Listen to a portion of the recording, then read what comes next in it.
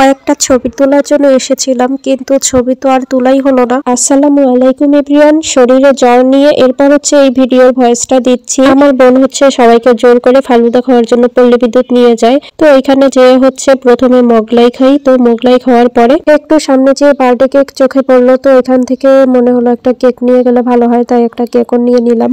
তো যাই হোক, এরপরে আসলাম ওর ফালুদা খাওয়ার জন্য। তো এখান থেকে ফালুদা খাবে। তো ফালুদা নিয়েছে ঠিকই, কিন্তু ও ফালুদা খেতে পারে নাই।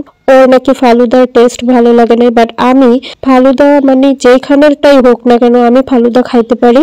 আমার ফালুদার এইখানেরটা খারাপ ওইখানেরটা ভালো এইগুলো আমার চোখে বাজে না, কারণ ফালুদা আমার অনেক বেশি পছন্দের।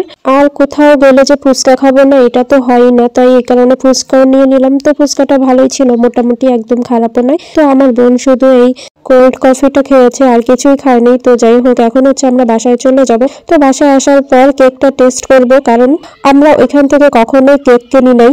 তবে লন্ডনাসের কেকগুলো অনেক বেশি মজা হয়।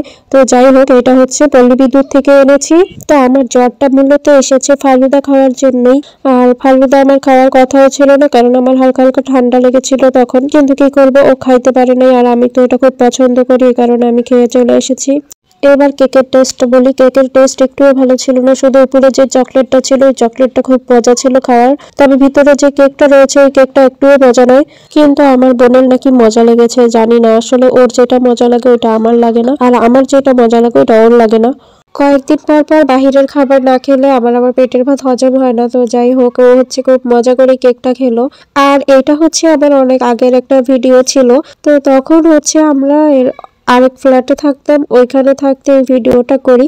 যাকে আমরা পিক তুলতে দিয়েছি তাকে বোঝাচ্ছি যে ওই কর্নারে যাব, তারপর পিক তুলবে, কিন্তু ওই পুরাটাই ভিডিও করে রেখে দিয়েছে।